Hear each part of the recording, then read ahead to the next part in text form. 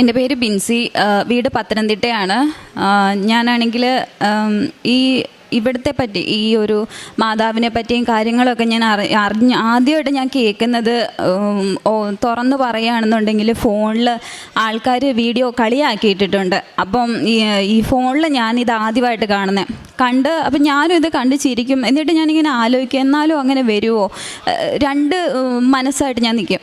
അത് കഴിഞ്ഞിട്ട് ഞാൻ താമസിച്ചുകൊണ്ടിരുന്നത് എറണാകുളത്ത് കാക്കനാട്. ഞാൻ ഇൻഫോ പാർക്കിലാണ് ജോലി ചെയ്തുകൊണ്ടിരുന്നത്. അപ്പോൾ അവിടെ വെച്ചിട്ട് ഞാൻ ഒരു 5-6 കൊല്ലമായിട്ട് അവിടെ തന്നെ. അപ്പം ഞാൻ അവിടെ ഒരു PG-യിലാണ് താമസിക്കുന്ന, ഒരു ആൻറ്റിയുടെ കൂടെ. ആ ഒരു PG-യിൽ എൻ്റെ റൂമിൽ വേറൊരു ചേച്ചി ഉണ്ടായിരുന്നു, ഒരു ആലപ്പുഴക്കാരി ഒരു ചേച്ചി ഉണ്ടായിരുന്നു. അപ്പോൾ ആ ചേച്ചി ഞാൻ ഒരു ദിവസം നോക്കുമ്പോൾ, ഞാൻ രാവിലെ ഡ്യൂട്ടിക്ക് പോയി വൈകിട്ട് വന്നപ്പോൾ ഈ ചേച്ചിയുടെ കയ്യിൽ ഇവിടുത്തെ ഉടമ്പടിയും ഇവിടുത്തെ പുസ്തകങ്ങളും കാര്യങ്ങളും ഒക്കെ ഇരിക്കുന്നു. അന്നേരം ഇപ്പോൾ ഞാൻ ചേച്ചിയോട് ചോദിച്ചു, ചേച്ചി ഇത് എന്നതാ? അപ്പോൾ ഞാൻ ഓടിപ്പോയി ഇത് എടുക്കാനായിട്ടാണ് ചെന്നത്.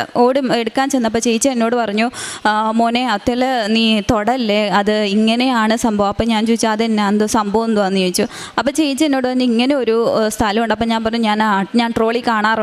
അപ്പോൾ ചേച്ചി എന്നോട് പറഞ്ഞു, ട്രോളിലല്ല, അതിൽ വിശ്വസിക്കുന്ന ഒരുപാട് പേരുണ്ടെന്ന് പറഞ്ഞു. അപ്പോൾ അന്ന് ഞാൻ ഈ പുസ്തകമൊക്കെ ആദ്യമായിട്ട് കാണുന്നത്. എന്നിട്ട് ഞാനത് അവിടെ വിട്ട് കഴിഞ്ഞേച്ച് പിന്നെ എൻ്റെ അമ്മ, അതുപോലെ എൻ്റെ ആൻറ്റി, ഇവരൊക്കെ എനിക്ക് നമ്മുടെ യൂട്യൂബിലെ വീഡിയോസ് കാര്യങ്ങളൊക്കെ വാട്സപ്പിൻ്റെ ഗ്രൂപ്പുകളിലും അല്ലാണ്ടൊക്കെ എനിക്ക് അയച്ചു തന്നിട്ട്, എൻ്റെ അമ്മ അയച്ചു തന്നിട്ട് എന്നോട് പറയും, നീ ഇത് കാണേ എന്ന് പറയും. കാരണം ഞാൻ പ്രാർത്ഥിക്കുന്ന സമയത്ത് എന്നാന്നറിയത്തില്ല, എനിക്ക് പണ്ട് തൊട്ടേ ഞാൻ പ്രാർത്ഥിക്കുന്ന സമയത്ത് എനിക്ക് മുന്നേ കൂട്ടി കാര്യങ്ങൾ ഇങ്ങനെ ഇപ്പം ഒരാൾക്കും എന്തെങ്കിലും ഒന്ന് സംഭവിക്കാൻ പോവുകയാണെന്നുണ്ടെങ്കിൽ ഒരു 3-4 ദിവസം മുമ്പ് തൊട്ട് ഈ വ്യക്തിനെ തന്നെ എനിക്ക് പ്രാർത്ഥിക്കുമ്പോഴും, ഞാൻ വെറുതെ ഇരിക്കുമ്പോഴും, എന്തെങ്കിലും ചെയ്തുകൊണ്ടിരിക്കുമ്പോഴും ഒക്കെ എനിക്കിങ്ങനെ കാണിച്ചു തരും. അപ്പം ഞാൻ ഇത് പരീക്ഷിച്ചിട്ടുള്ള വ്യക്തിയാണ്. ഇത് എന്നതാണ്? കാരണം മരിച്ചു പോകും, അവർക്ക് എന്തെങ്കിലും വലിയ വലിയ ആപത്തുകൾ ആ സമയത്ത് വരുന്നത്. അന്ന് ഞാൻ പേടിച്ച് അരണ്ടിട്ട് ഞാൻ അമ്മയോട് പറയാം, അമ്മേ ഇങ്ങനെ. അപ്പം എൻ്റെ അമ്മ പറഞ്ഞു, നിന്നെ പ്രാർത്ഥിപ്പിക്കാനാ ദൈവം അത് കാണിക്കുന്നത്, നീ പ്രാർത്ഥിക്കണം എന്ന് പറഞ്ഞു. ഞാൻ പ്രാർത്ഥിക്കത്തില്ല, ഞാൻ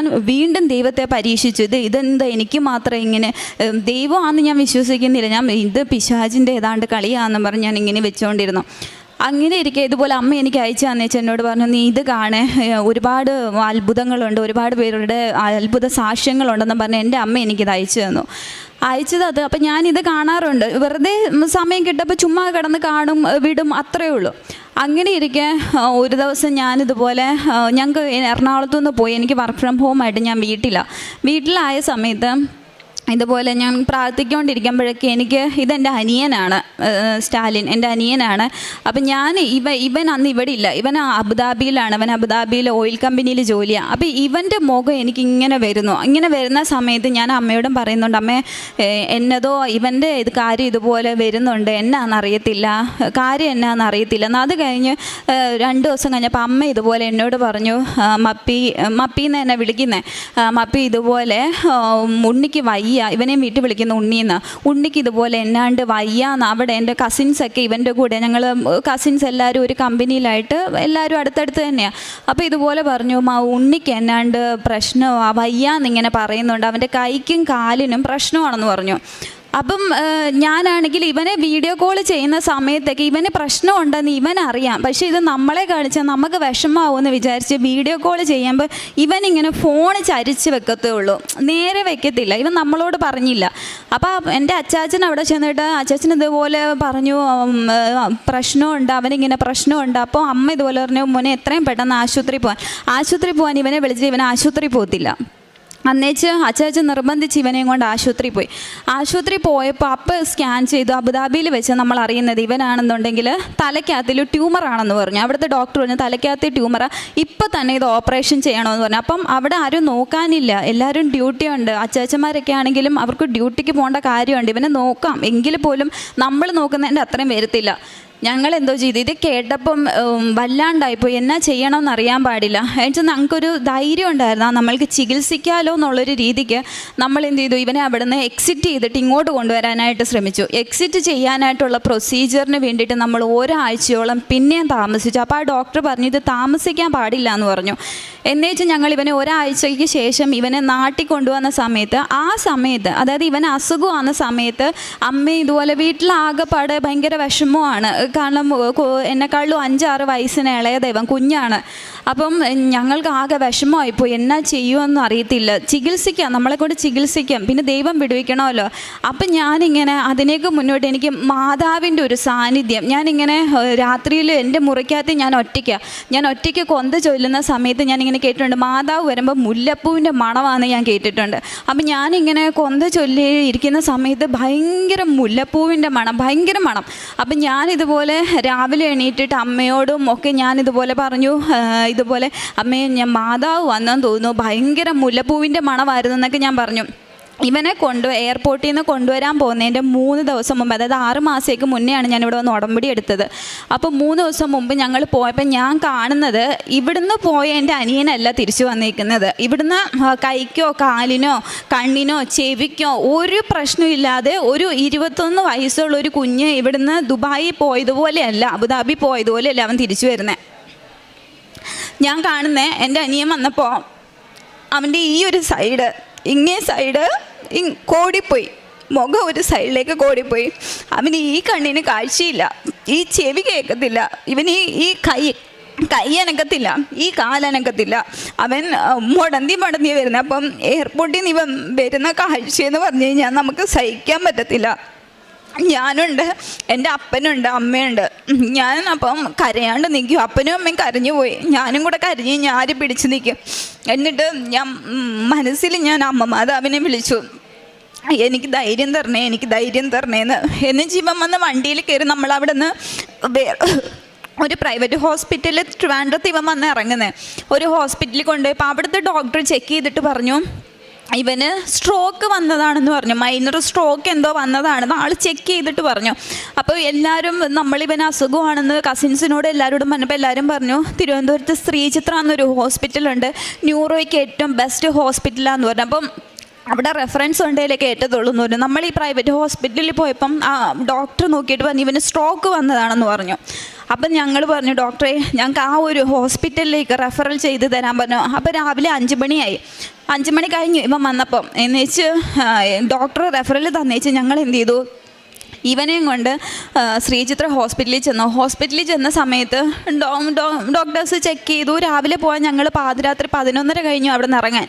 ചെക്ക് ചെയ്ത് എടുത്ത് കഴിഞ്ഞപ്പോഴാണ് നമ്മൾ അറിയുന്നത്, ഞാനൊക്കെ എൻ്റെ ജീവിതത്തിൽ പോലും കേൾക്കാത്ത ഒരു അസുഖം, ക്യാവർനോമ എന്ന് പറഞ്ഞിട്ടൊരു അസുഖം, അതെന്താണെന്ന് ഞങ്ങൾക്ക് അറിയത്തില്ല. അപ്പം ഞങ്ങളിതുപോലെ ഡോക്ടറോട് ഞാൻ കയറിയിട്ട് ചോദിച്ചു, ഡോക്ടറെ ഇതെന്തുവാ സംഭവം, എന്താ ഇത്, എങ്ങനെയാണ്, ഇതെന്ത് പറ്റി, ഇവൻ എങ്ങനെ ഇത് വന്നു, ഇതെന്തോ സംഭവം എന്നാന്ന് പറയാൻ പറഞ്ഞു. അപ്പോൾ ഡോക്ടർ എന്നോട് പറഞ്ഞു, മോളെ ഇത് കുഞ്ഞുങ്ങൾക്ക് ചെറുപ്പത്തിൽ വരുന്ന ഒരു അസുഖമാണ്, തലച്ചോറ് തൊട്ടിട്ട് തലയ്ക്കകത്തിൽ വരുന്ന ഒരു അസുഖമാണ്. അതായത് തലയ്ക്കകത്തിൽ നമ്മളുടെ ഈ കുമ്മിള പോലെ, അതായത് മുന്തിരി കൊലകൾ പോലെ ഇങ്ങനെ ബ്ലഡ് അല്ലെങ്കിൽ വെള്ളം ഇങ്ങനെ ക്ലോട്ട് ചെയ്യും ഞരമ്പിനകത്ത്. അപ്പോൾ ഇവനത് വന്നത് മെയിൻ സ്ഥലത്താണ്, നമ്മുടെ തലയ്ക്കകം തൊട്ട് കാല് വരെ പോകുന്ന ഒരു മെയിൻ ഞരമ്പുണ്ട്. ആ മെയിൻ ഞരമ്പിൻ്റെ സൈഡിൽ തലച്ചോറിനകത്താണ് ഇവനിത് വന്നേക്കുന്നത്. അപ്പം ഈ രോഗമുള്ള കുട്ടിക്ക് ഒരു 22 വയസ്സൊക്കെ ആകുമ്പോൾ, 21-22 വയസ്സാകുമ്പോഴേ ഇതിൻ്റെ സിംറ്റംസ് പുറത്ത് കാണിക്കത്തുള്ളൂ. അപ്പോൾ ഇവൻ ആ പ്രായമായപ്പം ഇവൻ്റെ സിംറ്റംസ് പുറത്ത് വന്നത്. എന്ന് വെച്ചാൽ ഞാനാണെന്നുണ്ടെങ്കിൽ ഡോക്ടറോട് ഡോക്ടർ ഇത് എന്താ ചെയ്യും. അപ്പം ഇത് ഈ അസുഖം വരുന്നതെന്ന് പറഞ്ഞാൽ 1000-1-2 പേർക്കേ വരത്തുള്ളൂ ഈ അസുഖം. അപ്പം ഡോക്ടർ എന്നോട് പറഞ്ഞു, മോളെ ഒരു 6 ആഴ്ചത്തേക്ക് നമുക്ക് ടാബ്ലറ്റ് കഴിച്ചിട്ട് നോക്കാം, എന്നിട്ട് കുറവില്ലെങ്കിൽ നമുക്ക് ഓപ്പറേഷൻ ചെയ്യാമെന്ന് പറഞ്ഞു. ശരിയെന്ന് പറഞ്ഞു. എന്നിട്ട് ഞാൻ എന്ത് ചെയ്തു, അവന് മെഡിസിനൊക്കെ മേടിച്ച് വെച്ച് ഞങ്ങൾ വീട്ടിലോട്ട് പോന്നു കഴിഞ്ഞേച്ച് ഒരിടത്ത് മാത്രം റെഫറൽ വേണ്ട, വേറെ എവിടത്തേലും ഒന്നും കൂടെ കാണിക്കാമെന്ന് പറഞ്ഞിട്ട് ഞങ്ങൾ എന്ത് ചെയ്തു, വേറെ അറിയപ്പെടുന്ന ഒരു ഹോസ്പിറ്റൽ പത്തനംതിട്ടയിൽ നമ്മൾ കൊണ്ടുപോയപ്പോൾ അവിടുത്തെ ഡോക്ടർ ഇവൻ എൻ്റെ അടുത്തിരിക്കുക, അമ്മ അപ്പുറത്തിരിക്കുക. എൻ്റെ അമ്മയാണെങ്കിൽ ഹാർട്ട് പേഷ്യൻ്റ്, അപ്പോൾ ആൾക്ക് ഒരുപാട് വിഷമമൊന്നും പറ്റത്തില്ല. അമ്മ അപ്പുറത്തിരിക്കുക, അപ്പനാണെന്നുണ്ടെങ്കിൽ വെളിയിൽ നിൽക്കുക, ആൾക്കിതൊന്നും കേൾക്കാൻ വയ്യാത്തതുകൊണ്ട് ആൾ വെളിയിൽ നിൽക്കുക വിഷമിച്ച്. ഡോക്ടർ എൻ്റെ മുഖത്ത് നോക്കിയിട്ട് ഇവൻ ഇരിക്കെ എന്നോട് പറയാം, ഞങ്ങൾ ഓപ്പറേഷൻ ചെയ്യുന്നതിന് കുഴപ്പമൊന്നുമില്ല, പക്ഷേ ഈ വ്യക്തി ഇനി എണീക്കത്തില്ല, ഒന്നെങ്കിൽ കോമയിലായിപ്പോവും, അല്ലെങ്കിൽ ശരീരം മൊത്തം തളർന്നു പോകും, അല്ലെങ്കിൽ 1% പോലും ഞങ്ങൾക്ക് ചാൻസില്ല ഇവൻ രക്ഷപ്പെടുമെന്ന്, ഒരു ചാൻസും ഇല്ല എന്ന് പറഞ്ഞു. അതായത് ഫാക്റ്റായിട്ടുള്ള കാര്യം ഡോക്ടർ നമ്മളോട് വെട്ടി തുറന്ന് പറഞ്ഞു എന്നുള്ളതാണ് സത്യം. എന്ന് വെച്ചാൽ എനിക്ക് ഇവനും കേട്ടുപോയി, ഇവനും വല്ലാണ്ടായിപ്പോയി, അമ്മയായിപ്പോൾ കൊണ്ടുപോയല്ലോ എന്നായിപ്പോയി. എന്ന് വെച്ചാൽ ഞാൻ പറഞ്ഞു ഇനി എങ്ങും കൊണ്ടുപോകണ്ട, കാരണം ന്യൂറോയിൽ ഏറ്റവും വലിയ ഹോസ്പിറ്റൽ അതെന്ന് വിചാരിച്ച് ഞങ്ങൾ 6 ആഴ്ച ഇവന് മരുന്ന് കൊടുത്തേച്ച് ഞാൻ ആ സമയത്ത് ഉടമ്പടി പ്രാർത്ഥന ചൊല്ലുന്നുണ്ട്, കാര്യങ്ങളൊക്കെ ചെയ്യുന്നുണ്ട്, എല്ലാം ചെയ്യുന്നുണ്ട്. പക്ഷേ ഡേ ബൈ ഡേ ഇവൻ നടക്കുന്നതും ഇവന് ശ്രദ്ധയില്ല, ഇവന് ഓർമ്മയില്ല, ഒന്നുമില്ല. അപ്പോൾ ഡേ ബൈ ഡേ ഇവൻ്റെ കണ്ടീഷൻ വേസ്റ്റ് ആയിക്കൊണ്ടിരിക്കുക. അപ്പം ഞാനിങ്ങനെ ആലോചിക്കുക, എൻ്റെ മാതാവേ, ഇനി എൻ്റെ ഭാഗത്തുള്ള എന്തെങ്കിലും തെറ്റുകൊണ്ടാണോ, ഞാൻ ഇനി ഇതെടുക്കാൻ യോഗ്യയില്ലാത്തതുകൊണ്ടാണോ എൻ്റെ അനിയനെ ഇങ്ങനെ ഒരു സ്റ്റേജിലേക്ക് കൊണ്ടുവന്നത്? അപ്പം ഞാനിങ്ങനെ ഉള്ളിൽ പ്രാർത്ഥിക്കുന്നുണ്ട്, ഞാൻ എന്തെങ്കിലും തെറ്റ് അറിഞ്ഞോ അറിയാതെയോ ഒക്കെ ചെയ്തു പോയിട്ടുണ്ടെങ്കിൽ എന്നോട് ക്ഷമിക്കണേന്ന് പറഞ്ഞ് പ്രാർത്ഥിക്കുന്നുണ്ട്. എന്നിട്ടൊന്നും ഇവന് ശരിയാകുന്നില്ല. അന്ന് വെച്ചാൽ ഒരു ദിവസം ഇവൻ ഞങ്ങളുടെ വീടിൻ്റെ സ്റ്റെപ്പേന്ന് ഉരുണ്ടടിച്ച് താഴെ പോയി. ഇവനോട് ഡോക്ടർ പറഞ്ഞിട്ടുണ്ട് ഞങ്ങൾ ആരും ഇല്ലാണ്ട് പോവരുതെന്ന് പറഞ്ഞിട്ടുണ്ട്, എങ്ങോട്ടും പോവരുതെന്ന്. ഞാൻ ഉറക്കത്തിൽ നിന്ന് എണീറ്റ് ഇവൻ്റെ റൂമിൽ ചെന്ന്, അപ്പം ഞാൻ നോക്കിയപ്പോൾ ഇവൻ കിടന്നുറങ്ങുക. എന്നുവെച്ചാൽ ഞാൻ അപ്പുറത്തെ റൂമിലോട്ട് പോയ വഴിക്ക് ഇവൻ എങ്ങനെ എണീറ്റ് പോയി എന്ന് ദൈവം തമ്പുരാനെ അറിയുള്ളൂ. ഇവൻ എണീറ്റ് സൈഡിൽ പോയി നിന്ന് ആ സ്റ്റെപ്പിൻ്റെ മുകളിൽ നിന്ന് എനിക്കൊന്നൊരു 10-12 സ്റ്റെപ്പ് ഉണ്ട്, അതിൻ്റെ മുകളിൽ നിന്ന് ഇവൻ ഉരുണ്ടടിച്ച് താഴെ പോയി. ഇവൻ്റെ തലയുടെ ബാക്ക് സൈഡ് ഇത്രയും ഭാഗം പൊട്ടി, അവൻ്റെ ആ ക്യാവർനോമ ഇരിക്കുന്ന സ്ഥലം തന്നെ പൊട്ടി. എന്നിട്ട് ഞങ്ങൾ എന്ത് ചെയ്തു, ഇവനെ എടുത്ത് അടുത്തുള്ളൊരു ക്ലിനിക്കിൽ കൊണ്ടുപോയി കഴിഞ്ഞപ്പം ഡോക്ടറോട് ഇതുപോലെ കാര്യം വന്നപ്പോൾ ഡോക്ടർ പറഞ്ഞു, സ്റ്റിച്ച് ഇട്ട് തരാം, നിങ്ങൾ എത്രയും പെട്ടെന്ന് ഈ കുട്ടീനെ നിങ്ങൾ കാണിക്കുന്ന അവിടെ എത്തിച്ചോളാൻ പറഞ്ഞു.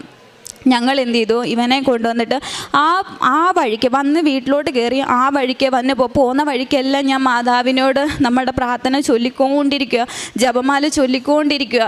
എന്നാ ചെയ്യണമെന്ന് ഒരു പിടുത്തമില്ലല്ലോ. അവിടെ ചെന്ന് ഡോക്ടറെ കണ്ട സമയത്ത് ഡോക്ടർ പറഞ്ഞു, ഈ ആളുടെ ബ്രെയിനിൽ ഫ്ലൂയിഡ് ലീക്കായി പോയിട്ടുണ്ട്, അപ്പം തന്നെ ഒരു മൈനർ സർജറി ചെയ്യണമെന്ന് പറഞ്ഞു. എന്നുവെച്ചാൽ ഇവന് ഇങ്ങേ സൈഡിൽ ഇവൻ്റെ ഇവിടെ പാടുണ്ട്, ഇവിടെ മൈനർ സർജറി ചെയ്തു. മൈനർ സർജറി ചെയ്തപ്പോഴത്തേക്കിന് ആൾ ഞാൻ നോക്കിയപ്പോൾ കുഴപ്പമില്ല. അപ്പോൾ എനിക്ക് പിന്നെ ഒരു വിശ്വാസം, അയ്യോ മാതാവ് സഹായിച്ചല്ലോ എന്നുള്ളൊരു വിശ്വാസമായി. അത് കഴിഞ്ഞ് 2ാമത്തെ ദിവസമായപ്പോൾ വീണ്ടും ഇവൻ്റെ കണ്ടീഷൻ വേസ്റ്റ് ആവാനായിട്ട് തുടങ്ങി. വേസ്റ്റായിട്ട് ഞാൻ മുമ്പേ പറഞ്ഞതുപോലെ പ്രാർത്ഥിക്കുമ്പോൾ എനിക്കിങ്ങനെ കാണാൻ പറ്റുന്നുണ്ട്. അപ്പം ഞാനിങ്ങനെ പ്രാർത്ഥിക്കുമ്പോഴൊക്കെ ഞാൻ ഈ കാണുന്നത്, ഞാനൊന്ന് വർക്കിംഗ് വർക്ക് ഫ്രം ഹോമാണ്, ഡ്യൂട്ടി എടുക്കണം, ഡ്യൂട്ടിയിലാണ്. അപ്പനും അമ്മയോട് ഞങ്ങൾ തിരുവനന്തപുരത്ത് പോയിട്ട് തിരുവനന്തപുരത്ത് ഒരു വീടെടുത്ത് ഞങ്ങൾ താമസം തുടങ്ങി. ഇവന് അത്രയും ദിവസം എടുക്കുമെന്ന് ഡോക്ടേഴ്സ് പറഞ്ഞപ്പോൾ എന്നിട്ട് ഞാനിങ്ങനെ കാണുന്നത്, ഇവനാണെന്നുണ്ടെങ്കിൽ ഇങ്ങനെ കട്ടിൽ. എന്നിട്ട് ഒരുപാട് ഇവൻ്റെ പ്രായത്തിലുള്ള മക്കളിങ്ങനെ മരിക്കുക, ആക്സിഡൻറ്റിൽ മരിക്കുക, എവിടെ തിരിഞ്ഞാലും ഇങ്ങനെ മരിച്ച് കിടക്കുന്നത് പോലത്തെ ഒരു ഇതാണ് കാണുന്നത്. അന്നേരം ഇപ്പം എനിക്ക് ഉള്ളിൻ്റെ ഉള്ളിൽ ഭയമായി, കർത്താവേ ഞാൻ അറിയാണ്ട് നിന്നെ പരീക്ഷിച്ചു പോയിട്ടുണ്ട്, ഇക്കാര്യത്തിൽ എന്നെ പരീക്ഷിക്കല്ലേ എന്ന് ഞാൻ ഉള്ളിൽ പ്രാർത്ഥിച്ചിട്ട് ഒക്കെ ഫോൺ എടുത്താലും ആൾക്കാർ വിളിക്കുന്നതും പറയുന്നതും ഒക്കെ ഈ മക്കൾ മരിച്ചു, ആക്സിഡൻറ്റിൽ മരിച്ചു, അതിൽ മരിച്ചു, ഇതിൽ മരിച്ചു എന്ന്. എന്നിട്ട് എൻ്റെ അപ്പൻ്റെ അനിയൻ്റെ ഭാര്യയുണ്ട്, ആൻറ്റി ഇവിടെ ഇരിപ്പുണ്ട്. അപ്പോൾ ആൻറ്റി ഇതുപോലെ ആൻറ്റി എന്നോട് പറയാം, ആൻറ്റിയുടെ മോളുണ്ട്, ചെറിയ കൊച്ച, ഇവരൊക്കെ രാവിലെ തൊട്ട് തന്നെത്താൻ ഇങ്ങനെ കണ്ണിക്കൂടെ വെള്ളം പോയിക്കൊണ്ടിരിക്കുക. ആൻറ്റി എന്നോട് പറയും ഭയങ്കര വിഷമം എന്നോത്തിനാണെന്നറിയത്തില്ല, ഭയങ്കര വിഷമം, എന്നിട്ട് കരഞ്ഞുകൊണ്ടിരിക്കുക. അപ്പോൾ എനിക്ക് മനസ്സിലായി, കർത്താവേ എന്നാണ്ട് ഒരു ആപത്ത് വരുന്നുണ്ട്, എൻ്റെ മാതാവേ ഞാൻ എന്നാ ചെയ്യണമെന്ന് എനിക്ക് അറിയത്തില്ല എന്ന് പറഞ്ഞു. എന്നിട്ട് ഇവന് കൈയും അനങ്ങത്തില്ല, കാലും അനങ്ങത്തില്ല. അപ്പോൾ ഇവന് ഭക്ഷണം വാരി കൊടുക്കാൻ നമ്മൾ വേണം കയറി ചെല്ലാനായിട്ട്. അപ്പം ഞങ്ങൾ ഓരോ സമയത്ത് രാവിലെ അമ്മ പോയാൽ ഉച്ചയ്ക്ക് ഞാൻ പോകും, വൈകുന്നേരം ആകുമ്പോൾ അപ്പൻ പോകും. അപ്പോൾ അന്ന് എനിക്ക് ഒരുപാട് ഡ്യൂട്ടി ഉള്ളതുകൊണ്ട് എനിക്ക് അന്നത്തെ ദിവസം ഇവൻ്റെ അടുത്ത് പോകാൻ പറ്റിയില്ല. അപ്പോൾ അന്ന് വൈകുന്നേരം അമ്മയാണ് 3 സമയത്തും പോയി. അപ്പോൾ അമ്മ ഇതുപോലെ പറയുന്നുണ്ട്, എടി അവന് ഒന്നുമില്ല, അവനൊന്നും ആക്റ്റീവല്ല, അവനൊന്നും അനങ്ങുന്നില്ല, ഒന്നും പറയുന്നില്ല, എടുക്കുന്നില്ല, ഒരു ചലനവും ഇല്ല എന്ന്. ഞാൻ പറഞ്ഞു കുഴപ്പമില്ല അമ്മ, അവൻ മെഡിസിൻ്റെ ആയിരിക്കും, ഉറങ്ങുവാന്ന് വിചാരിച്ചു. എന്നിട്ട് അന്ന് വൈകുന്നേരം രാത്രിയിൽ ഭക്ഷണം കൊടുക്കാനായിട്ട് എന്നെ ICUവിലാണ് ഇവനെ കാണാനായിട്ട് കയറി ചെന്നു. ഇവനെ അമ്മയാണ് പോയത്. അമ്മേനെ ഞാൻ കയറ്റിവിട്ടു. അപ്പത്തേനും എൻ്റെ ഡ്യൂട്ടി കഴിഞ്ഞ് അമ്മ കയറിപ്പോയിക്കോ, ഞാൻ കുളിയൊക്കെ കഴിഞ്ഞിട്ട് വരാമെന്ന് പറഞ്ഞിട്ട് അമ്മേനെ ഞാൻ കയറ്റിവിട്ടു. അമ്മ അവിടെ ചെന്ന സമയത്ത് ഇവൻ ഒരു മരിച്ചു കിടക്കുന്ന ഒരു ഡെഡ് ബോഡി എങ്ങനെ കിടക്കണേ അതുപോലെ ഇവൻ കിടക്കുക. അമ്മ വിളിച്ചിട്ടും എടുത്തിട്ടും ഒന്നും അനക്കവും കാര്യങ്ങളും ഒന്നുമില്ല. അപ്പോൾ അമ്മ ഇതുപോലെ അവിടെ നിന്ന് പേടിച്ചരണ്ട് എന്നെ വിളിച്ചിട്ട് പറഞ്ഞു, മമ്മി മോനെ അനക്കമില്ലടി, ഓനോ ഒന്നുമേ അനങ്ങുന്നില്ല, ഒരു ചലനവും ഇല്ല. അതുവരെ എന്തെങ്കിലുമൊക്കെ പറയുന്ന ഒരു കുഞ്ഞ്, എൻ്റെ വീഡിയോ സഹിതമുണ്ട്, ഞാൻ കാണിക്കാം നിങ്ങളെ.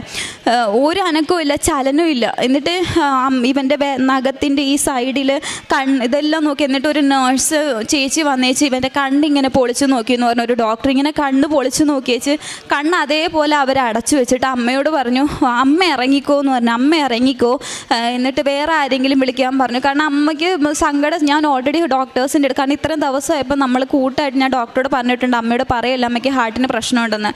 എന്ന് വെച്ചാൽ അമ്മ ഇറങ്ങിയിട്ട് എന്നെ വിളിക്കുന്നത്. ഞാൻ കയറി ചെല്ലുന്ന സമയത്ത് ഞാൻ കാണുന്നത് ICUവിനകത്തു നിന്ന് എൻ്റെ അനിയനെ ഒരു വെള്ള പുതപ്പിച്ചിട്ട് അവൻ്റെ മുഖം കൂടെയുള്ള കവർ ചെയ്യാനായിട്ട് ഇവിടം വരെ വെള്ള പുതപ്പിച്ച് ഇവൻ്റെ ഡോക്ടേഴ്സ്. ഞാൻ ഇതിൽ നിന്ന് ലിഫ്റ്റിൽ നിന്ന് ഇറങ്ങി കാണുന്നത് ഇവനെ ആ കിടക്കുന്ന സാധനത്തിൽ വെള്ള പുതപ്പിച്ച് പുറത്തോട്ട് കൊണ്ടുവന്ന രൂപവും ഞാൻ കാണുന്നത്. എന്ന് വെച്ചാൽ ഞാനാണെന്നുണ്ടെങ്കിൽ അടുത്ത് ചെന്നപ്പോൾ ഡോക്ടേഴ്സൊക്കെ മാറി നിൽക്കുക. കാരണം കഴിഞ്ഞു എന്നുള്ള രീതിക്ക് ഡോക്ടേഴ്സൊക്കെ മാറി നിൽക്കുക. എന്നിട്ട് ഞാൻ അടുത്ത് ചെന്നിട്ട് ഇവനെ വിളിച്ചു, ഉണ്ണീന്ന് വിളിച്ചു. ഒരു ചലനവും ഇല്ല, ഒരനക്കവും ഇല്ല, ഒന്നുമില്ല, ഒന്ന് അനങ്ങുന്ന പോലും ഇല്ല അവന്. എന്നുവെച്ച് ഇവനെ ഞാൻ ചെല്ലപ്പേര് വിളിക്കും. ഇവനെ ഞാൻ സുന്ദരി എന്നായിരുന്നു വിളിക്കുന്നത്. എന്ന് വെച്ചാൽ ഞാൻ ഇവൻ്റെ അടുത്ത് ഞാൻ പ്രാർത്ഥിക്കുമല്ല, മനസ്സിൽ പ്രാർത്ഥന വരുന്നില്ല. എൻ്റെ മാതാവേ, ഈ ഒരു രൂപം മാത്രമേ ഉള്ളൂ എൻ്റെ മനസ്സിൽ, വേറെ ഒന്നുമില്ല. എന്നിട്ട് ഞാൻ ചെന്ന് തോളയിൽ ഇവനിങ്ങനെ കിടക്കുക. ഞാൻ തോളയിൽ ഇങ്ങനെ പിടിച്ചിട്ട് ഞാൻ ചെവിയുടെ അടുത്ത് ചെന്നിട്ട് പറഞ്ഞു, എടി സുന്ദരി ഒന്ന് കണ്ണ് തുറക്കടി എന്ന് പറഞ്ഞു. ഇത്രയും ഞാൻ പറഞ്ഞോളൂ. ഞാൻ പറയുകയും ഇവൻ്റെ കൺപീലി അനങ്ങി, കൺപീലി വെട്ടി ഇവൻ്റെ. ഇതാ സൈഡിൽ നിന്ന് ഡോക്ടർ കണ്ടു. ഡോക്ടർ ഓടി വന്നേച്ച് പറഞ്ഞു, വിളിക്ക് ഇനിയും വിളിക്കുന്നു പറഞ്ഞു. ഞാൻ ചെന്നിട്ട് വിളിച്ചു ഇവനെ. പിന്നെ ഞാൻ ആ പേര് വിളിക്കുമ്പോഴത്തേന് ഇങ്ങനെ മൂളെന്ന് പറയാൻ പറ്റില്ല, അടുത്ത് നമ്മൾ നിന്നാൽ മാത്രമേ കേൾക്കത്തുള്ളൂ. ഇവൻ മൂളി. അപ്പം തന്നെ ഇവനെയും കൊണ്ട് നേരെ ഞാൻ കാണുന്നതെന്ന് പറഞ്ഞു കഴിഞ്ഞാൽ സിനിമയിലൊക്കെ ഞാൻ കണ്ടിട്ടുള്ളൂ. ഈ ജീവൻ പിടിച്ച് നിൽക്കാനായിട്ട് ഒരു സാധനം വെച്ച് ഇങ്ങനെ തേച്ച് നെഞ്ചത്തൂന്ന് ഇങ്ങനെ വലിച്ചെടുക്കുക ഇവൻ ഒന്ന് അനങ്ങാൻ വേണ്ടിയിട്ട്. എന്നിട്ട് ഇവനെയും കൊണ്ട് നേരെ അവർ വെൻറ്റിലേറ്ററിലേക്ക് പോയ സമയത്ത് ഞാൻ ഡോക്ടറോട് ചോദിച്ചു, ഡോക്ടറെ എന്താ പറ്റിയെന്ന് ചോദിച്ചു. പറഞ്ഞു. അപ്പോൾ ഡോക്ടർ ഒന്നും പറഞ്ഞില്ല, കുഴപ്പമൊന്നുമില്ല, പോയ ആളാണ്. ഡോക്ടർ എന്നോട് ഇങ്ങനെ പറഞ്ഞ്, പോയ ആളാണ്, ആളെ ദൈവം തിരിച്ചു തന്നു എന്ന് നിങ്ങൾ വിചാരിച്ചാൽ മതി എന്ന് പറഞ്ഞു. എന്നിട്ട് കുറേ നേരം ഞാൻ അവിടെ ഇരുന്നു. ഇരുന്ന് കഴിഞ്ഞപ്പോൾ ഞാൻ ഈ സംഭവമൊന്നും ഞാൻ അമ്മയോടും അച്ഛനോടും പറഞ്ഞില്ല. എന്നിട്ട് ഞാൻ എൻ്റെ അടുത്ത് അവിടെ NICUവിൽ കൊണ്ടുപോയി ഇവനെ. ICUന്ന് നേരെ NICUവിൽ കൊണ്ടുപോയിട്ട് എൻ്റെ അടുത്ത് ഡോക്ടർ വന്നിട്ട് പറഞ്ഞു, മോള് പൊയ്ക്കോളൂ, ഇനി പൊയ്ക്കോളൂ, എന്തെങ്കിലും ആവശ്യമുണ്ടെങ്കിൽ ഞങ്ങൾ വിളിച്ചോളാമെന്ന് പറഞ്ഞു. ഞാൻ ഇറങ്ങി താഴെ വന്നു. എനിക്കെൻ്റെ അമ്മയോട് പറയാൻ പറ്റത്തില്ല, എൻ്റെ അമ്മ ഹാർട്ട് പേഷ്യൻ്റാണ്, എനിക്കൊന്നും പറയാൻ പറ്റത്തില്ല. അപ്പനോട് പറയാൻ പറ്റത്തില്ല, ആൾക്ക് സഹനശേഷിയില്ല, ആൾ വീണു പോകും. ഞാൻ എൻ്റെ മനസ്സിൽ മുറുകി പിടിച്ചു. ഞാൻ എൻ്റെ മാതാവിനോട് ഞാൻ പറഞ്ഞു, എനിക്ക് എന്നെ സഹായിക്കണം, ഇത് മാത്രമല്ല, പ്രാർത്ഥനയെന്ന് പറയാൻ പറ്റത്തില്ല, എന്നെ സഹായിക്കണമെന്ന് മാത്രം ഞാൻ മാതാവിനോട് മനസ്സിലിങ്ങനെ പറഞ്ഞതിന് ശേഷം ഞാൻ ഇറങ്ങിപ്പോയി. അന്നത്തെ ദിവസം ഉറക്കമില്ല. പിറ്റേ ദിവസം രാവിലെ ഞാൻ എണീറ്റിട്ട് നേരെ ഞാൻ കയറി പോകുന്നത് NICU ചെന്നപ്പം ഇവൻ്റെ ഡോക്ടേഴ്സൊക്കെ ഉണ്ട്. ഇവനെ നോക്കിയത് 12-13 പേരുടെ ഒരു ടീമാണ് നോക്കുന്നത് ഇവനെ. എന്നിട്ട് ഞാൻ അതിലൊരു മെയിൻ ഡോക്ടർ ഒരാളുണ്ട്, ഒന്നല്ല ഹെഡ് ഒരാളുണ്ട്, അതിൻ്റെ തൊട്ട് താഴെയുള്ളൊരു ഡോക്ടറുണ്ട്. ആ ഡോക്ടറോട് ഞാൻ ചോദിച്ചു, ഡോക്ടറെ ഇനി എന്താ ചെയ്യുന്നത്, അടുത്ത് എന്താ ചെയ്യാൻ പറ്റണേ? അപ്പോൾ ഡോക്ടർ എന്നോട് പറഞ്ഞു, മോളെ ഒന്നും ഞങ്ങൾക്ക് ചെയ്യാൻ പറ്റത്തില്ല. എൻ്റെ മുഖത്ത് നോക്കി പറഞ്ഞു, ഒന്നും ഞങ്ങൾക്ക് ചെയ്യാൻ പറ്റില്ല. 3 തവണ ഇവൻ്റെ തലയിലെ ഞരമ്പ് പൊട്ടി. ഒരിക്കലും അത്രയും ഞരമ്പ് പൊട്ടുന്ന ഒരാൾ ജീവിച്ചിരിക്കില്ല. 3 തവണ ഇവൻ്റെ തലയിലെ ഞരമ്പ് പൊട്ടി. ഞങ്ങൾക്ക് ഒന്നും ചെയ്യാൻ പറ്റില്ല. ആൾ എൻ്റെ അടുത്ത് റിസ്ക് ഫാക്ടറൊക്കെ പറഞ്ഞു, ഇവൻ കോമ സ്റ്റേജിലേക്ക് പോകാം, ഇവന് കാർഡിയക് അറസ്റ്റ് വരാം, ഇവനെ നമുക്ക് തിരിച്ചു കിട്ടില്ല, 1% പോലും ഞങ്ങൾക്ക് പ്രതീക്ഷയില്ല. ഇപ്പം ഇങ്ങനത്തെ ഒരു സ്റ്റേജിലാണെന്നുണ്ടെങ്കിൽ ഇവനെ വെൻറ്റിലേറ്ററിലിട്ടെങ്കിലും നിങ്ങൾക്ക് കുറച്ച് നാൾ ഇവനെ കാണാമെന്ന് പറഞ്ഞു. അപ്പം ഞാൻ പറഞ്ഞു, ഒന്നും ചെയ്യാൻ പറ്റില്ല. അപ്പോൾ ഇല്ല മോളെ, ഞങ്ങൾക്ക് ഒന്നും ചെയ്യാൻ പറ്റില്ല എന്ന് പറഞ്ഞു. എന്നിട്ട് ഞാൻ 4ാമത്തെ നിലയിൽ, ആ ഹോസ്പിറ്റലിൻ്റെ 4ാമത്തെ നിലയിലാണ് ഞാൻ നിൽക്കുന്നത് NICUവിൽ. അവിടെ നിന്ന് നോക്കുമ്പോൾ ഒരു ഒറ്റ പാളിയുള്ള ഒരു ജനൽ മാത്രമേ ഉള്ളൂ, ഒരു മനുഷ്യനില്ല. ഇത് പറഞ്ഞിട്ട് ആൾ ICUവിൻ്റെ ഉള്ളിലേക്ക് ഡോർ അടിച്ചിട്ട് കയറിപ്പോയി. ഒരു മനുഷ്യനില്ല സഹായിക്കാൻ. പൈസ തന്നിട്ടല്ല, ആ ആശുപത്രിയിൽ വേറെ ആരും വന്നാലും അവർ കേട്ടത്തില്ല. അതുകൊണ്ട് നമ്മൾ നമ്മുടെ ബന്ധക്കാരോടൊക്കെ പറഞ്ഞ് ആരും വരണ്ട, വന്നിട്ട് കാര്യമില്ല എന്ന് പറഞ്ഞു. ഒരാളോട് എനിക്ക് പറയാൻ പറ്റില്ല, കാരണം ഇവൻ ചെറുതായതുകൊണ്ട് എല്ലാവർക്കും ഇവനെ ഭയങ്കര ഇഷ്ടം. അപ്പോൾ ഒരാളോട് പറഞ്ഞ് എല്ലാവരും അറിയും, ആകെ പ്രശ്നമാകും, അമ്മയുടെ ചെവിയിലെത്തും. എനിക്ക് എന്നാ ചെയ്യണമെന്നറിയത്തില്ല. ഞാൻ ആ ജനലിൻ്റെ അവിടെ നിന്ന് ഞാനിങ്ങനെ മുകളിലോട്ട് നോക്കി. എന്നിട്ട് ഞാൻ നെഞ്ചത്തെ കൈ വെച്ചിട്ട് ഞാൻ ഇതുപോലെ പറഞ്ഞു. അപ്പോഴും ഞാൻ ഇതേ പറഞ്ഞുള്ളൂ, മാതാവേ എന്നെ ഒന്ന് സഹായിക്കണേ, ഇത്ര ഞാൻ പറഞ്ഞോളൂ, എന്നെ ഒന്ന് സഹായിക്കണേ എന്ന് പറഞ്ഞു. എന്നിട്ട് ഞാനിതുപോലെ പറഞ്ഞു, നിങ്ങളുടെ ഹിതം എന്താണോ അവനെ എനിക്ക് തരാനാണെങ്കിൽ എനിക്ക് തിരിച്ചതായോ. എൻ്റെ അനിയനായിട്ടല്ല ഞാൻ ചോദിക്കുന്നത്, എൻ്റെ സഹോദരനായിട്ടല്ല ഞാൻ ചോദിക്കുന്നത്, എൻ്റെ അല്ല, നിങ്ങളുടെയാണ്, നിങ്ങളുടെ മകനാണ്. നിങ്ങൾക്ക് വേണമെന്നുണ്ടെങ്കിൽ കൊണ്ടുപോയിക്കോ, ഇല്ലയെന്നുണ്ടെങ്കിൽ എനിക്ക് അവനെ തിരിച്ചതായോ എന്ന് പറഞ്ഞു. ഇതിൽ കൂടുതൽ അവനെ ഇനി വേദനിപ്പിക്കല്ലേ എന്ന് പറഞ്ഞു. എന്നിട്ട് ഈ ഡോക്ടർ ഇല്ലയെന്നുണ്ട് ഞാൻ ഈ വിഷമിച്ച് ലിഫ്റ്റിൽ ഇറങ്ങി താഴോട്ട് പോവാം. താഴെ ചെന്ന് ഈ ഡോറ് തുറക്കുന്നത് മെയിൻ ഡോക്ടറിൻ്റെ മുന്നിലോട്ടാണ്. അപ്പം ഞാൻ ആ ഡോക്ടറിന്, ഡോക്ടറെ എനിക്ക് 1 മിനിറ്റ് ഒന്ന് സംസാരിക്കണമെന്ന്. അപ്പോൾ ആൾ ധൃതിക്ക് പോവുക വേറെ ഏതോ ഓപ്പറേഷൻ്റെ കാര്യത്തിന്. ആൾ എന്നോട് പറഞ്ഞു, മോൾ എൻ്റെ കൂടെ ലിഫ്റ്റിൽ കയറിക്കോളാൻ പറഞ്ഞു. ഞാൻ ലിഫ്റ്റിൽ കയറിയിട്ട് ഞാൻ ആ ലിഫ്റ്റിൽ വെച്ചിട്ട് ഞാൻ ഡോക്ടറോട് പറഞ്ഞു, അന്ന് എനിക്ക് കരച്ചിൽ വന്നില്ല, എനിക്ക് സങ്കടം വന്നില്ല, എനിക്ക് എവിടെ നിന്ന് ഇത്രയും ധൈര്യം വന്നു എന്ന് എനിക്ക് ഇപ്പോഴും അറിയത്തില്ല. ഞാൻ ആ ഡോക്ടറോട് പറഞ്ഞു, ഡോക്ടറെ എൻ്റെ അനിയനാണിത്, ആള് എൻ്റെ അനിയനാണ്, അപ്പം അടുത്ത് എന്താ? അപ്പോൾ ഡോക്ടർ എൻ്റെ അടുത്ത് മുഖത്ത് നോക്കി പറഞ്ഞു, ഇല്ല ഇനി ചെയ്യാൻ പറ്റില്ല എന്ന് പറഞ്ഞു. ഡോക്ടേഴ്സാണ്, അപ്പോൾ അവരിതുപോലത്തെ ഒരുപാട് കേസ് കണ്ട് അവർക്ക് മരച്ചിരിക്കുന്നവർ, അവരൊന്നും ഇല്ല ചെയ്യാൻ പറ്റില്ല എന്ന് പറഞ്ഞു. ഞാൻ പറഞ്ഞു ചെയ്യണം എന്ന് പറഞ്ഞു. അപ്പോൾ പറഞ്ഞു, ഇല്ലടോ ഞങ്ങൾക്ക് അങ്ങനെ ചെയ്യാൻ പറ്റില്ല, കാരണം ഇത്രയും റിസ്ക് ഉള്ള ഒരു കാര്യം ഞങ്ങൾ ചെയ്തിട്ട് നാളെ എന്തെങ്കിലും സംഭവിച്ചു പോയാലും നിങ്ങൾ ഞങ്ങളെ കുറ്റപ്പെടുത്തും എന്ന് പറഞ്ഞു. ഞാൻ പറഞ്ഞു ഒരിക്കലും ഇല്ല, എൻ്റെ അനിയൻ്റെ കണ്ടീഷൻ എന്താണെന്നുള്ളത് എനിക്ക് വ്യക്തമായിട്ട് അറിയാം, ഒരിക്കലും ഞങ്ങൾ കുറ്റപ്പെടുത്തില്ല എന്ന് പറഞ്ഞു. അപ്പോൾ ഡോക്ടർ അന്ന് എന്നെ കണ്ടപ്പോൾ ഇതിലും ചെറുതാ, അന്ന് എൻ്റെ അടുത്ത് പറഞ്ഞു, അത് മോളെപ്പോലെ ഒരു കുഞ്ഞുകുട്ടി വന്ന് പറഞ്ഞു കഴിഞ്ഞാൽ ഞങ്ങൾക്ക് ചെയ്യാൻ പറ്റത്തില്ല, വലിയ ആൾക്കാരെ വിളിക്കാൻ പറഞ്ഞു. അപ്പോൾ ഞാൻ പറഞ്ഞു, ഡോക്ടറെ എനിക്ക് ഇത്ര വയസ്സുണ്ട്, ഞാനൊരു ടീച്ചറാണ്, ഇവൻ്റെ കാര്യങ്ങളൊക്കെ ടേക്ക് കെയർ ചെയ്യുന്നത് ഞാനാ പറയണം ചെയ്യണം എന്ന് പറഞ്ഞു. അപ്പോഴും ആൾ എൻ്റെ അടുത്ത് പറഞ്ഞു, ഞാനൊന്ന് ആലോചിക്കട്ടെ, ഒട്ടും ചാൻസ് ഇല്ല എന്ന് പറഞ്ഞാൽ ആൾ കയറിപ്പോയി. അപ്പോഴും എൻ്റെ പ്രതീക്ഷ എൻ്റെ കയ്യിൽ നിന്ന് പോയി. ഞാൻ മനസ്സിൽ എൻ്റെ ഓടിക്കൊണ്ടിരിക്കുന്നത് ഒരേ ഒരു വചനം, ഭയപ്പെടേണ്ട ഞാൻ കൂടെയുണ്ട്. എന്നെ ഇത്രയും നിലനിർത്തിയൊരു വചനം, ഇത് പോകുന്നുണ്ട് അതിൻ്റെ കൂടെ, അത് ഞാൻ പറയുകയല്ലേ, എൻ്റെ മനസ്സിൽ കൂടെ ഓടുക. എന്നിട്ട് ഞാനിതുപോലെ പ്രാർത്ഥിച്ചു, മാതാവേ എനിക്ക് വേണ്ടിയിട്ട് ഒന്ന് സഹായിക്കണം, എനിക്ക് മധ്യസ്ഥം നിൽക്കണം എന്നുള്ള രീതിക്ക് ഞാൻ പ്രാർത്ഥിച്ചുകൊണ്ടിരുന്നു. എന്നിട്ട് താഴെ എത്തി, പ്രതീക്ഷ കൈവിട്ട് പോവുക. റോഡിൻ്റെ അപ്പുറത്ത് എൻ്റെ അപ്പനും അമ്മയും വണ്ടിയിൽ, ഞങ്ങളുടെ കാറിൻ്റെ ഫ്രണ്ടിൽ എന്താണെന്ന് ഉള്ളത് നോക്കാനായിട്ട് നിൽക്കുക. എനിക്ക് അവരോട് ചെന്നിട്ട് പറയാനായിട്ട് പറ്റത്തില്ല, ഇങ്ങനത്തെ കണ്ടീഷനാണ്, അവർ കൈ ഒഴിഞ്ഞു എന്ന് പറയാൻ പറ്റത്തില്ല. ഞാൻ കണ്ണടച്ച് ഇങ്ങനെ പോവാ ഫ്രണ്ടിലോട്ട്. ഞാൻ ആ റോഡ് ക്ലോസ് ചെയ്ത് അപ്പുറത്തും പോണേക്ക് മുന്നേ നമ്മുടെ മൊബൈൽ നമ്പറും പേരും അവിടെ കൊടുക്കും.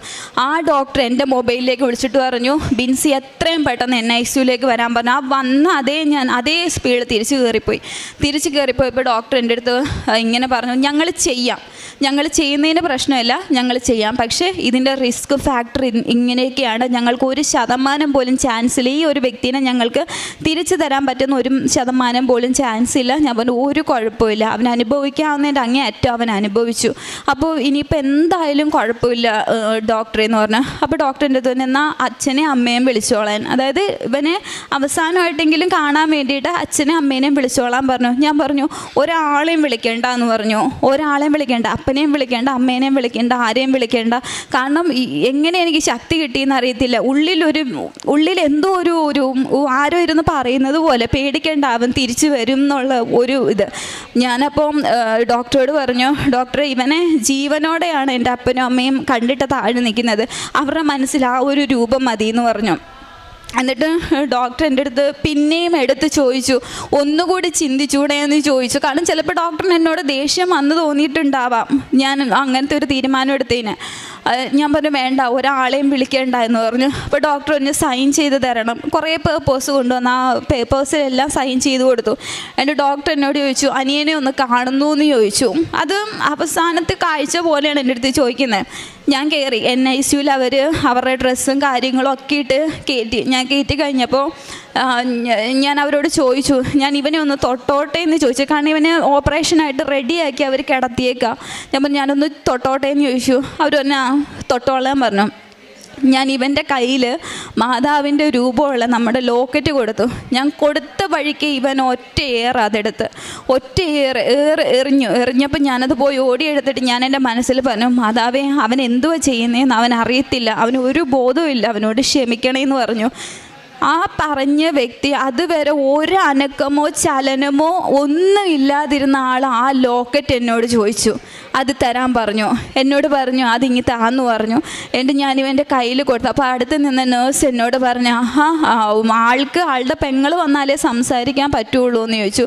എന്നിട്ട് ഞാൻ ഇവൻ്റെ ചെവിയിൽ ഞാൻ പറഞ്ഞു, അപ്പം നമ്മളെ അവിടെ ഇരുത്തത്തില്ല. അപ്പോൾ ഇവൻ കിടക്കണേൻ്റെ നേരെ ഫ്രണ്ടിലാണ് NICUവിൻ്റെ ഡോർ. ഞാൻ ഇവനോട് പൂർണ്ണ വിശ്വാസത്തിൽ, ഞാൻ എൻ്റെ മാതാവിനെയും ഈശോനെയും പൂർണ്ണ വിശ്വാസത്തിൽ ഞാൻ ഇങ്ങനെ പറഞ്ഞു, മോൻ പോയിട്ട് തിരിച്ചു വാ, ചേച്ചി ആ ഡോറിൻ്റെ പുറകിലുണ്ടാവും എന്ന് പറഞ്ഞു. ആ ഡോറിൻ്റെ അപ്പുറത്ത് ചേച്ചി ഇരിക്കാം, മോൻ ഇപ്പോൾ പോയിട്ട് അതുപോലെ മോൻ തിരിച്ചു വരണം എന്ന് പറഞ്ഞു. അപ്പോൾ ഇവൻ എന്നോട് ഇത്രേ പറഞ്ഞുള്ള വരാം എന്നുള്ള അർത്ഥത്തിൽ എന്ന് പറഞ്ഞു. പക്ഷെ അവിടെ നമ്മൾ ഇരുത്തത്തില്ല. ഞാൻ ഇറങ്ങി താഴെ ചെന്നു. അപ്പോൾ ഇവനെ ഓപ്പറേഷന് കയറ്റി. ഞാൻ ഇറങ്ങി താഴെ ചെന്ന സമയത്ത് എൻ്റെ അപ്പനും അമ്മയും എൻ്റെ കുടുംബക്കാരും മൊത്തം ആശുപത്രിയിലുണ്ട്. എങ്ങനെ അവരവിടെ എത്തിയെന്നറിയില്ല. എല്ലാവരും പറഞ്ഞ തലേ ദിവസം എന്തോ അവർക്കൊക്കെ ഇങ്ങനെ ഒരു വിഷമം പോലെ ഇതായി. അപ്പോൾ ഒരാളും പറയാണ്ട് ഒരു കല്യാണത്തിനുള്ള ആളാ ആശുപത്രിയിലുണ്ട്, ഞങ്ങളുടെ ബന്ധക്കാരെല്ലാവരും കൂടി. എന്നിട്ട് ഞാൻ താഴെ വന്നു. ഒരാളോട് ഞാൻ പറഞ്ഞില്ല, എനിക്ക് പറയാൻ പറ്റില്ല. എങ്ങാണ് അമ്മയുടെ ചെവിയിലോ ആരെങ്കിലും ചെവിയിൽ എത്തിക്കഴിഞ്ഞ് കഴിഞ്ഞാൽ ആകെ ബഹളവും. പിന്നെ അമ്മേനെയും കൊണ്ട് ആശുപത്രിയിൽ പോകണം. ഒരാളോട് ഞാൻ പറഞ്ഞില്ല. എന്തേലും കൊന്തയുണ്ട്. ഞാൻ ജപമാല ചൊല്ലിക്കൊണ്ടേയിരുന്നു. ജപമാല ചൊല്ലിയിരുന്നു ഞാൻ. എന്നാലിപ്പോൾ ഞാൻ എൻ്റെ മനസ്സിൽ കാണുന്ന രൂപം. അപ്പോൾ എൻ്റെ അമ്മ 1-2 തവണ എൻ്റെ മുഖം കണ്ടപ്പോൾ ചോദിച്ചു, അവനെന്താ പ്രശ്നം? അപ്പോൾ ഞാൻ പറഞ്ഞില്ല, അവൻ്റെ ബ്ലഡ് ചെറിയ ഇതായിട്ടുണ്ട്, അപ്പോൾ അത് മാറ്റാനുള്ള ഓപ്പറേഷനാണെന്ന് പറഞ്ഞു. എന്നുവെച്ചാൽ ഞാൻ ഇവനെ താഴെ വന്നേച്ച് ഞാനിങ്ങനെ പ്രാർത്ഥിച്ചുകൊണ്ടിരുന്നപ്പോൾ ഞാൻ എൻ്റെ മനസ്സിൽ കാണുന്ന രൂപം, മാതാവ് റൈറ്റ് സൈഡിൽ, ഇവൻ്റെ ഓപ്പറേഷൻ താഴെ നടന്നുകൊണ്ടിരിക്കുക, മാതാവ് റൈറ്റ് സൈഡിലും ലെഫ്റ്റ് സൈഡിൽ ഈശോയും. അപ്പോൾ എന്നെ നോക്കി ഇങ്ങനെ ചിരിക്കുമോ ഇവർ. ഈ രൂപമാണ് ഞാൻ കാണുന്നത്. അപ്പം ഒരു സൈഡിൽ എനിക്ക് മനസ്സിലാവുന്നില്ല ഇതെന്തുവാന്ന്. അപ്പം ഞാനൊരു ദൈവമേ, ഇവനെ കൊണ്ടുപോകാനായിട്ട് വന്നതാണോ? ഇവനെ ഇനി കൊണ്ടുപോകാൻ വന്നതാണോ? അപ്പുറത്തെ സൈഡിൽ ഞാൻ ഇവനെ എനിക്ക് തിരിച്ചു തരാനാണോ? എന്നതാണെന്ന് എനിക്ക് മനസ്സിലാവുന്നില്ലല്ലോ എന്ന് പറഞ്ഞു. എന്നുവെച്ചാൽ അത് കഴിഞ്ഞിട്ട് രാവിലെ 8:45 ഇവൻ്റെ ഓപ്പറേഷൻ കയറ്റി. വൈകുന്നേരം 3:45 ആ ഡോക്ടർ എൻ്റെ മൊബൈലിൽ വിളിച്ചു. എൻ്റെ മൊബൈലിൽ വിളിച്ചിട്ട് പറഞ്ഞു, ബിൻസി കയറി വരാൻ പറഞ്ഞു. ജീവനില്ലാത്തൊരു ശവം പോലെയാണ് ഞാൻ കയറിപ്പോകുന്നത്. കാരണം ഈ ഡോക്ടർ ഇനി എന്തോ പറയുന്നതെന്ന് എനിക്കറിയത്തില്ല. അത് വന്ന് എൻ്റെ വീട്ടുകാരോട് പറയണം. എങ്ങാണ് ഇവൻ എന്തെങ്കിലും സംഭവിച്ചു പോയി കഴിഞ്ഞ് കഴിഞ്ഞാൽ എന്നോട് എല്ലാവരും ചോദിക്കും എന്തുകൊണ്ട് പറഞ്ഞില്ല എന്നുള്ളത്. ഇതൊക്കെ മനസ്സിൽ പോകുന്നുണ്ട്. എങ്കിലും ഉള്ളിൻ്റെ ഉള്ളിൽ നീ ഭയപ്പെടേണ്ട, ഞാൻ നിൻ്റെ കൂടെ ഉണ്ടെന്നുള്ള വചനം എൻ്റെ തലയിൽ മുഴങ്ങിക്കൊണ്ടേയിരുന്നു. ഞാൻ മോളിൽ ചെന്ന സമയത്ത് ആദ്യം ഈ ഡോക്ടർ ആ ഓപ്പറേഷൻ കഴിഞ്ഞിട്ടുള്ള ആളുടെ ഒരു ഡ്രസ്സിലാണ് ആൾ NICU, തല പകുതി ഉടലും മാത്രമേ ഉള്ളൂ വെളിയിൽ, ബാക്കി NICUവിനകത്താണ്. ആളെന്നോട് ഇതുപോലെ ചോദിച്ചു, ചിരിച്ചുകൊണ്ടാണ് നിൽക്കുന്നത്. അത് കണ്ടപ്പോൾ എനിക്ക് ജീവൻ വീണു. അപ്പോൾ എനിക്ക് മനസ്സിലായി ദൈവമേ വലിയ കുഴപ്പമില്ല. എന്നുവെച്ചാൽ ഞാനാണെന്നുണ്ടെങ്കിൽ ഡോക്ടർ ഞാൻ ചെന്ന വഴിക്ക് എൻ്റെ തോളിൽ ഇങ്ങനെ തട്ടിയേച്ച് എന്നോട് പറഞ്ഞു, താൻ എടുത്തൊരു ഡിസിഷൻ നല്ലൊരു ഡിസിഷനായിരുന്നു, കാരണം ഞങ്ങൾ പോലും ഭയപ്പെട്ടു പോയി എന്ന് പറഞ്ഞു. അവിടെ സത്യമായിട്ട് എൻ്റെ ആ ഡോക്ടർ എന്നോട് ഇന്നേ വരെ എനിക്ക് തോന്നുന്നു ആ ഹോസ്പിറ്റലിൻ്റെ ചരിത്രത്തിൽ ഓപ്പറേഷൻ കഴിഞ്ഞ ഒരാളെ കാണാനായിട്ട് കയറ്റിയിട്ടില്ല. എൻ്റെ അടുത്ത് ചോദിച്ചു, അനിയനെ ഒന്ന് കാണുമോയെന്ന് ചോദിച്ചു. ഞാൻ പറഞ്ഞു എനിക്കൊന്ന് കണ്ടാൽ കൊള്ളാം എന്ന് പറഞ്ഞു. നിർബന്ധം പിടിച്ചില്ല. ഞാൻ പറഞ്ഞു എനിക്കൊന്ന് കണ്ടാൽ കൊള്ളാം എന്ന് പറഞ്ഞു. അപ്പോൾ ഇവരെ സാനിറ്റൈസറും വേറെ കുറേ സാധനങ്ങളും ഡ്രസ്സും ഒക്കെ ഇട്ട് ഞാൻ കയറിയിട്ട് ഞാൻ കാണുന്ന രൂപം വെൻറ്റിലേറ്ററിലാണ് എൻ്റെ അനിയൻ. വെൻറ്റിലേറ്ററിൽ കിടക്കുന്ന എൻ്റെ അനിയൻ്റെ ഇവൻ്റെ ഈ സൈഡ് ഇത്രയും സൈഡാണ് ഇവർ ഓപ്പൺ ചെയ്തേക്കുന്നത്. ഇവിടെയാണ് സാധനം ഇരിക്കുന്നത്. അപ്പോൾ ഇവൻ്റെ ബ്രെയിൻ ഇവിടുന്ന് ഇങ്ങനെ ഓപ്പൺ ചെയ്യാൻ പറ്റുന്നത് ഭയങ്കര റിസ്ക് ആയതുകൊണ്ട് അവർ ഇത്രയും സൈഡാണ് ഇവരിങ്ങനെ ഓപ്പറേഷൻ ചെയ്തേക്കുന്നത്. ഞാൻ ചെന്ന സമയത്ത് കാണുന്നത് ഇവൻ്റെ തലയുടെ ഇത്രയും ഭാഗം പൊളിച്ച് വെച്ചേക്കുക. ഒരു മനുഷ്യനത് കണ്ടു കഴിഞ്ഞാൽ ഉറപ്പായിട്ടും ബോധം കെട്ട് വീഴും. ഇത്രയും ഭാഗം ഇങ്ങനെ പൊളിച്ച് തുറന്ന് വെച്ചിട്ട് ഇവൻ്റെ തലച്ചോറ് മാറ്റി വെച്ചിട്ട് ഇതിനകത്തുനിന്ന് ഒരു ഓസ് പോലൊരു സാധനം, അതിങ്ങനെ താഴെ ഒരു ജാറ് പോലൊരു സാധനം, അതിങ്ങനെ പമ്പ് ചെയ്തുകൊണ്ടിരിക്കുക. പമ്പ് ചെയ്യുന്ന സമയത്ത് ബ്ലഡ് കൊടുകൂടാ ഇതിനകത്തുനിന്ന് ഒഴുകുക, ബ്ലഡ് ഈ ഓപ്പൺ ചെയ്ത് വെച്ചേക്കുന്ന സ്ഥലത്തുനിന്ന്. അപ്പം ഞാൻ ചോദിച്ചു, ഡോക്ടർ ഇതെന്താ പറഞ്ഞു? പ്രഷർ തലയിൽ പോകാണ്ടിരിക്കാനായിട്ടുള്ളതാണെന്ന് പറഞ്ഞു. എന്നിട്ട് ഞാനിത് കണ്ട് ഞാൻ അപ്പം താഴെ വന്നിട്ടാണ് ഞാൻ എൻ്റെ അമ്മയോടും എല്ലാവരോടും ഞാൻ പറയുന്നു, ഇതുപോലെ അവൻ്റെ ഫുള്ള് മെയിൻ ഓപ്പറേഷൻ കഴിഞ്ഞു, ഇതുവരെ പ്രശ്നമൊന്നും ഇല്ല എന്ന് പറഞ്ഞു. സമാധാനിച്ചു. എനിക്ക് ഇപ്പോഴും അറിയത്തില്ല, എൻ്റെ മാതാവ് എൻ്റെ കൂടെ ഇരുന്ന് എനിക്ക് ഭയങ്കര ഒരു ശക്തിയാണ് എനിക്ക് തന്നത്. ഒരിക്കലും ഇല്ലാത്തൊരു ധൈര്യവും ശക്തി എനിക്ക് തന്നു. അപ്പോൾ അങ്ങനെ സമാധാനിച്ച് ഞാൻ ഇരിക്കുക. ഞാൻ മാതാവിനോട് നന്ദിയൊക്കെ പറഞ്ഞു. അപ്പോഴും എവിടെയോ എൻ്റെ മനസ്സിൽ എന്തോ ഒരു കരട് കിടക്കുന്ന പോലെ എനിക്ക് മൊത്തത്തിലൊരു സമാധാനം കിട്ടുന്നില്ല.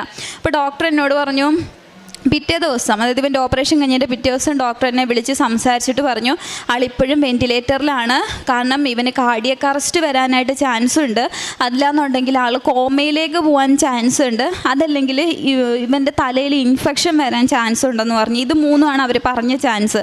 അപ്പം നമ്മളിങ്ങനെ പ്രാർത്ഥിച്ചുകൊണ്ടേ ഇരിക്കുക, ദൈവമേ വേറൊന്നും വരല്ലേ എന്നുള്ളത്. മൂന്നാമത്തെ ദിവസം ആയപ്പോഴത്തേക്കിന് ഇവൻ കംപ്ലീറ്റ് ആയിട്ട് ഇവൻ്റെ മൈൻഡ് ഫുള്ള് പോയി. അപ്പം ചെക്ക് ചെയ്താൽ പറയണ ഈ ഓപ്പറേഷൻ ചെയ്ത സൈഡ് ഇൻഫെക്ഷനായിട്ട് മെനിഞ്ചറ്റിസ് എന്ന് പറയുന്ന ഒരു അസുഖമായിട്ട് അത് മാറി ഇവന്.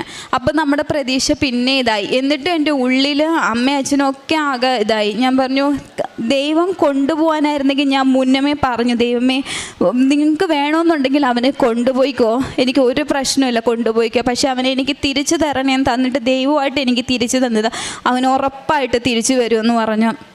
അതുപോലെ കറക്റ്റ് ഒരാഴ്ച അവന് കിടന്നു. അതിൻ്റെ ചികിത്സയും കാര്യങ്ങളും ഒക്കെയായി ഒരാഴ്ച കഴിഞ്ഞപ്പോൾ വിട്ടു. ഇപ്പോൾ അവന് ഏകദേശം ഫെബ്രുവരിയിലായിരുന്നു അവൻ്റെ ഓപ്പറേഷൻ. ഫെബ്രുവരി ആദ്യ ആഴ്ചയിലാണ് ഓപ്പറേഷൻ. അത് കഴിഞ്ഞിട്ട് അവൻ്റെ ഈ കാഴ്ച പോയ കണ്ണിൻ്റെ കാഴ്ച എൻ്റെ മാതാവ് എനിക്ക് അവന് തിരിച്ചു കൊടുത്തു. കേൾക്കാത്ത അവൻ്റെ ചെവിയുടെ കേൾവി അവന് തിരിച്ചു കൊടുത്തു.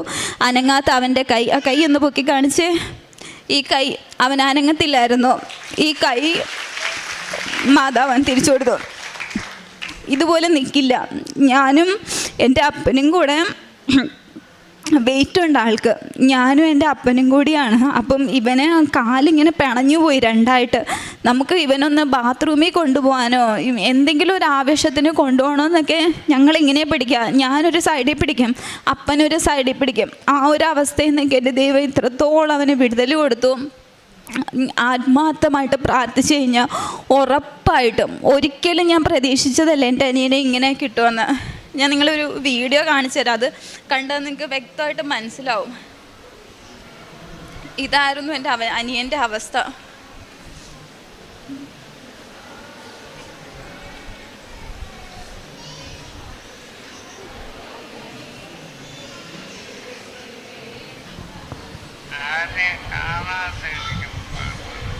ഒരു ബോധമില്ല ആൾക്ക്, ഒരു ബോധമില്ലാണ്ട് ആൾ സംസാരിക്കുന്നയാ. എന്തെങ്കിലും അവനൊന്ന് മിണ്ടി കിട്ടാനായിട്ട് ഞാൻ സംസാരിക്കുന്ന അവനോട്. ഇതായിരുന്നു ഇവൻ്റെ അവസ്ഥ. ഈ അവസ്ഥയിൽ നിന്നാണ് എൻ്റെ മാതാവ് എനിക്ക് ഇവനെ ഇത്രത്തോളം തിരിച്ചു തന്നത്. അതിൻ്റെ ഏറ്റവും വലിയെന്ന് പറഞ്ഞാൽ എൻ്റെ ജീവിതത്തിൽ എനിക്ക് ഒരിക്കലും മറക്കാൻ പറ്റാത്ത ഇവൻ്റെ അനുഭവം ഞാൻ ഒരുപാട് പേരോട് പറഞ്ഞു. ഒരുപാട് പേര്, ഞാൻ ബസ്സിൽ പോയാലും ഞാൻ പറയും, ഞാൻ അന്ന് ആശുപത്രി ഇരുന്നവരോട് പറഞ്ഞു, എൻ്റെ ചേച്ചി, എൻ്റെ കസിൻസ്, എവിടെ പറയാനും എനിക്ക് ഒരു നാണും എനിക്ക് തോന്നാറില്ല. കാരണം അറിയണം, ആൾക്കാരറിയണം ഇങ്ങനെ അത്ഭുതങ്ങൾ നടക്കുന്നുണ്ടെന്ന് മനുഷ്യരറിയണം. പിന്നെ അതുപോലെ എൻ്റെ രണ്ടാമത്തെ അനുഭവം എന്ന് പറഞ്ഞു കഴിഞ്ഞാൽ, എൻ്റെ കല്യാണം, ഇവൻ്റെ അസുഖത്തിൻ്റെ സമയത്താണ് എൻ്റെ കല്യാണം നിശ്ചയിച്ചിരുന്നത്. അപ്പം എനിക്കന്ന് മനസ്സിൽ കല്യാണം ഇല്ല. എനിക്ക് ഇവനെ എങ്ങനെയെങ്കിലും ഒന്നും ഉള്ളതൊക്കെ വിറ്റ് പെറുക്കിയിട്ടാണെങ്കിലും എനിക്ക്, കാരണം ആ സമയത്ത് പൈസയ്ക്ക് പേപ്പറിൻ്റെ വിലയായിപ്പോയി. നമ്മുടെ കയ്യിൽ ഇവനെ ചികിത്സിക്കാനുള്ള പൈസ ദൈവം സഹായിച്ചിട്ടുണ്ട്, പക്ഷേ ഡോക്ടേഴ്സ് ചെയ്യത്തില്ല എന്ന് പറഞ്ഞു കഴിഞ്ഞാൽ എല്ലാ മെയിൻ ഹോസ്പിറ്റലുകളിൽ ഞാൻ വിളിച്ചു ചോദിച്ച സമയത്ത് അവരൊക്കെ പറയുന്നത്, അവിടുന്ന് നിങ്ങൾ എങ്ങോട്ട് കൊണ്ടുപോയിട്ടും കാര്യമില്ല, പേപ്പറിൻ്റെ വാല്യൂ ആയിപ്പോൾ. ഞാൻ എൻ്റെ അമ്മ എന്നോട് ചോദിച്ചു, കല്യാണത്തിന്, ഞാൻ പറഞ്ഞു കല്യാണമൊക്കെ അവിടെ നിൽക്കട്ടെ, ഒക്കെ വിറ്റ് പുറക്കിയിട്ടാണെങ്കിലും ഇവനെ ചികിത്സിക്കാമെന്നുണ്ട്. ഞാൻ മാത്രമല്ല, എൻ്റെ കുടുംബക്കാർ മുഴുവൻ പേരും ഞങ്ങളുടെ കൂടെ നിന്നു. ആ സമയത്ത് എല്ലാവരും ഞങ്ങളുടെ കൂടെ നിന്നു. എന്നുവെച്ച് എൻ്റെ കല്യാണത്തിൻ്റെ ആവശ്യം വന്ന സമയത്ത് ഞാനിതുപോലെ എൻ്റെ ഇതിനകത്ത് ആവശ്യങ്ങളിൽ ഞാൻ എഴുതി വെച്ചിട്ടുണ്ടായിരുന്നു. ഞാൻ ഇങ്ങനെയാണ് എഴുതി വെച്ചത്, എനിക്ക് അനുയോജ്യപ്പെട്ടതാണെങ്കിൽ എൻ്റെ മാതാവേ മധ്യസ്ഥൻ നിന്ന് ഇതെനിക്ക് നടത്തി തരണേന്നാണ് ഞാൻ എഴുതിയത്. അല്ലാതെ എനിക്ക് തരണം എന്ന് ഞാൻ ഒന്നും എഴുതിയിട്ടില്ല. എന്നുവെച്ച് ആ കല്യാണത്തിൻ്റെ സമയത്ത് ഏറ്റവും ഭംഗിയായിട്ട് എൻ്റെ കല്യാണത്തിൻ്റെ അന്ന് പോലും എനിക്ക് ഏറ്റവും പ്രശ്നം വന്നത്, എൻ്റെ കല്യാണം ചാലക്കുടിയിലായിരുന്നു. ഞങ്ങൾ 2 ദിവസം മുമ്പേ എറണാകുളത്ത് വന്ന് സ്റ്റേ ചെയ്തു. 3:30-ക്കാണ് എൻ്റെ കല്യാണം വെച്ചിരുന്നത്. 3:30-ക്ക് കല്യാണം വെച്ചിട്ട് ഞങ്ങളൊരു വണ്ടിക്ക് ഏർപ്പാടാക്കി. ആ ഒരു പയ്യനാണ് വന്നത്. ആ പയ്യനോട് ഞാൻ ചോദിച്ചു, നിനക്ക് വഴി അറിയാമോ? പറഞ്ഞാൽ എനിക്ക് വഴി അറിയാമെന്ന് പറഞ്ഞു. എനിക്ക് ആക്ച്വലി വഴി അറിയില്ല. അപ്പോൾ എൻ്റെ ഹസ്ബൻഡ് എനിക്ക് ലൊക്കേഷൻ മൊബൈലിൽ ഇട്ട് തന്നു. അതും മര്യാദയ്ക്ക് നോക്കാൻ എനിക്കറിയത്തില്ല. എന്നിട്ട് ഞാൻ ഇത് ഇവൻ്റെ കൊടുത്തിട്ട് ഞാൻ ഇവനോട് പറഞ്ഞു, എടാ ഇത് നോക്കി നീ പോകാൻ പറഞ്ഞു. അപ്പോൾ ഈ പയ്യൻ പറഞ്ഞു, അത് വേണ്ട ചേച്ചി, എൻ്റെ കയ്യിലുണ്ടെന്ന് പറഞ്ഞു. 3:30-ക്ക് നടക്കേണ്ട കല്യാണം എൻ്റേതന്ന് നടന്നത് 5 മണി കഴിഞ്ഞപ്പോഴാണ്. അത്രയ്ക്ക്. എന്നിട്ട് പോകുന്ന വഴിക്ക് വണ്ടി കംപ്ലൈൻ്റ് ആയിട്ട് അവൻ ഞങ്ങൾ റോഡിൽ ഇറക്കി വിട്ടിട്ട് പോയി. കല്യാണ വസ്ത്രവും ബൊക്കയും ഒക്കെ ആയിട്ട് ഞാനും എൻ്റെ അമ്മയും അനിയനും എൻ്റെ ഒരു അനിയത്തിയുണ്ട്, ഞങ്ങളെല്ലാം കൂടെ മെയിൻ റോഡിൽ ഇറങ്ങി നിൽക്കുക. എന്ത് ചെയ്യണം എന്നറിയില്ല. ഞാൻ മനസ്സിൽ പ്രാർത്ഥിച്ചു. എല്ലാവരും കരച്ചില്ല. എൻ്റെ ഉള്ളിൽ എനിക്ക് വിശ്വാസമുണ്ട്. എൻ്റെ അനിയനെ എനിക്ക് തന്നൊരു മാതാവുണ്ട്, എനിക്ക് മധ്യസ്ഥൻ നിന്ന്. ഞാൻ പ്രാർത്ഥിച്ച അതുപോലെ എനിക്ക് അനുയോജ്യപ്പെട്ടതാണെങ്കിൽ മാത്രമേ എനിക്കിത് നടത്താവുള്ളൂ. അപ്പോഴും എൻ്റെ ഉള്ളിൽ എനിക്ക് മുറുകിയ വിശ്വാസം ഉണ്ടായിരുന്നു. എനിക്ക് ഉറപ്പായിരുന്നു ഇത് എനിക്കുള്ളതാണെങ്കിൽ ഇന്ന് എൻ്റെ കല്യാണം നടക്കും. അതിനെൻ്റെ മാതാവ് എനിക്ക് വേണ്ടി എന്ത് വേണമെങ്കിലും ചെയ്യുമെന്നുള്ളൊരു വിശ്വാസം. ഞാൻ റോഡിലിറങ്ങി ബൊക്കയായിട്ട് നിൽക്കുക. വരുന്നവരും പോകുന്നവരും മൊത്തം ഞങ്ങളെ നോക്കുകയാണ്. കല്യാണപ്പെണ്ണ് ഇറങ്ങി മെയിൻ റോഡിൽ നിൽക്കുന്നത്. എവിടെ നിന്നാണെന്ന് അറിയത്തില്ല. ആ ചേട്ടൻ ഏതാണെന്നോ, ആ ചേട്ടൻ എവിടെ ഉള്ളയാണെന്നോ, എങ്ങനെയാണെന്നോ ഒന്നും അറിയത്തില്ല. ഒരു ടാക്സിയുടെ രൂപത്തിൽ എൻ്റെ മാതാവ്, എൻ്റെ ഈശോ എനിക്ക് പോകാനുള്ള വണ്ടി അവിടെ അയച്ചു തന്നു. ആ ചേട്ടൻ ഞങ്ങൾ വന്നിറങ്ങി ഒരു 2 മിനിറ്റ് ആകുന്നതിന് മുമ്പ് ആ ചേട്ടൻ, ഒരു ടാക്സി ചേട്ടൻ ആരാന്നറിയില്ല, കൊണ്ട് ഫ്രണ്ടിൽ നിർത്തി. എന്താ പ്രശ്നം? അപ്പോൾ എൻ്റെ അനിയത്തി പറഞ്ഞു, ചേട്ടാ എൻ്റെ ചേച്ചിയുടെ കല്യാണമാണ്, സമയം കഴിഞ്ഞു എന്ന് പറഞ്ഞു, നിങ്ങൾ കയറാൻ പറഞ്ഞു. അപ്പോഴത്തേക്കിനും എൻ്റെ ഹസ്ബൻഡിൻ്റെ അളിയൻ പകുതി വഴിക്ക് വന്നു. അവിടെ കൊണ്ടിറക്കി. ഞങ്ങൾ കൊടുത്ത പൈസ പോലും ആൾ വാങ്ങുന്നില്ല. ആൾ എവിടെ നിന്ന് വന്നു, ഏതുവഴി പോയി, എങ്ങനെ പോയി എന്ന് എനിക്കറിയില്ല. ഒരു നല്ലൊരു മനുഷ്യൻ, നല്ലൊരു ചേട്ടൻ, അതും മാതാവായിട്ട് കൊണ്ടെത്തിച്ചതാണെന്ന് ഞാൻ വിശ്വസിക്കുന്നു. അതുപോലെ എൻ്റെ അടുത്ത ഞാൻ എഴുതി വെച്ചിരുന്നതെന്ന് പറഞ്ഞു കഴിഞ്ഞാൽ, എൻ്റെ അപ്പൻ എല്ലാ ദിവസവും പള്ളിയിൽ പോകത്തില്ലായിരുന്നു. എല്ലാ ദിവസവും വെച്ചാൽ ഞായറാഴ്ചകളിൽ എൻ്റെ പപ്പ അധികം പള്ളിയിൽ പോകത്തില്ല. അപ്പോൾ എനിക്ക് ഭയങ്കര വിഷമമായിരുന്നു. ദൈവം നമുക്ക് വേണ്ടി ഇത്രയൊക്കെ ചെയ്തിട്ട് ഒരു ദിവസം ഇത്ര നേരം ദൈവത്തിന് കൊടുക്കാനായിട്ട് നമുക്ക് പറ്റത്തില്ല എന്നുള്ളൊരിതായിരുന്നു. ഞാൻ എന്നിട്ട് ഉടമ്പടിക്കകത്ത് വെച്ച് പ്രാർത്ഥിച്ചു, എൻ്റെ പപ്പ എല്ലാ ഞായറാഴ്ചയും പള്ളിയിൽ പോകുന്നതെന്ന്. ഇപ്പോൾ ഞങ്ങളെക്കാളും മുന്നേ രാവിലെ ഉറക്കം എണീറ്റ് ആൾ റെഡിയായി വണ്ടിയും കൊണ്ട് നിൽക്കും. പോകണ്ടേ ആൾക്ക് കുർബാനയ്ക്ക് മുമ്പ് ആൾക്ക് പള്ളിയിലെത്തണം. അതുപോലെ ചെറുതും വലുതുമായിട്ടുള്ള ഒരുപാട് അനുഭവങ്ങൾ പറഞ്ഞു കഴിഞ്ഞാൽ തീരത്തില്ല. അതുപോലെ കഴിഞ്ഞ ആഴ്ചയിലായിരുന്നു ഇവനെ ചെക്കപ്പിന് കൊണ്ടുപോയത്. നമ്മൾ ഓപ്പറേഷൻ കഴിഞ്ഞിട്ടുള്ള ചെക്കപ്പായിരുന്നു. കഴിഞ്ഞ ആഴ്ചയിൽ തിരുവനന്തപുരത്ത് ശ്രീചിത്രയെ കൊണ്ടുപോയി ചെക്കപ്പിൽ MRI എടുത്ത സമയത്ത് യാതൊരു പ്രശ്നങ്ങളും ഇവനില്ലാന്ന് ആ ഒരു MRIയിൽ നമ്മൾ കണ്ടു. അതുപോലെ ഇവൻ ജോലി ചെയ്തുകൊണ്ടിരുന്ന സ്ഥലത്ത് ഇവനെ വയ്യാണ്ടായി നമ്മൾ എക്സിറ്റ് അടിച്ച് കൊണ്ടുപോയത്. അപ്പോൾ അതുപോലൊരു കമ്പനിയിൽ നമുക്ക് ജോലി പിന്നെയും കിട്ടുക എന്ന് പറഞ്ഞാൽ ഭയങ്കര ബുദ്ധിമുട്ടാണ്. അവൻ്റെ കമ്പനിയിൽ നിന്ന് അവനെ വിളിച്ചിട്ട് പറഞ്ഞു, അവൻ്റെ കൈ ശരിയായി കഴിയുമ്പോഴത്തേക്കിന് അവന് തിരിച്ച് കയറി വന്നു കഴിഞ്ഞാൽ അതിലും ബെറ്റർ ആയിട്ടുള്ളൊരു ജോലി വരെ അവന് കൊടുത്തു. ഇത്രയും എനിക്ക് വേണ്ടി ചെയ്തു തന്നെ ഇതെൻ്റെ അനിയനാ. ഇവനെ എനിക്ക് തിരിച്ചു തന്ന മാതാവിന് ഈശോയ്ക്ക് 1000 നന്ദി. പരിശുദ്ധ അമ്മയുടെ മധ്യസ്ഥതയിൽ ഈ അൾത്താരയിൽ സഹോദരങ്ങൾ ഒരുമിച്ച് വന്ന് ഒരുപാട് സാക്ഷ്യങ്ങൾ പറഞ്ഞിട്ടുണ്ടെങ്കിൽ ആ സാക്ഷ്യത്തിൽ ഏറ്റവും ഹൃദയത്തിൽ തട്ടിയിട്ടുള്ളൊരു സാക്ഷ്യം കേൾക്കുവാനായിട്ട് ദൈവം ഇടവരുത്തി എന്നുള്ളതാണ്.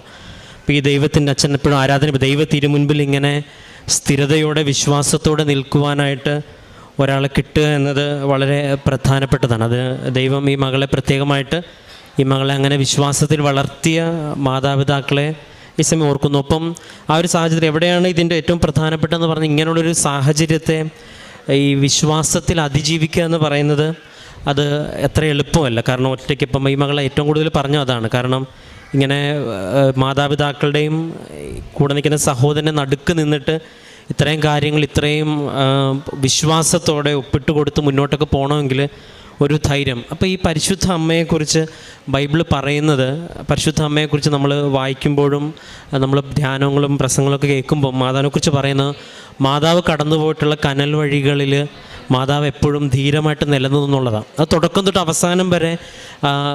അവസാനം വരെയും മാതാവിനെക്കുറിച്ച് പറയുന്ന സാഹചര്യങ്ങളെല്ലാം ഭയങ്കര ക്രിട്ടിക്കലായിട്ടുള്ള സാഹചര്യങ്ങളാണ്.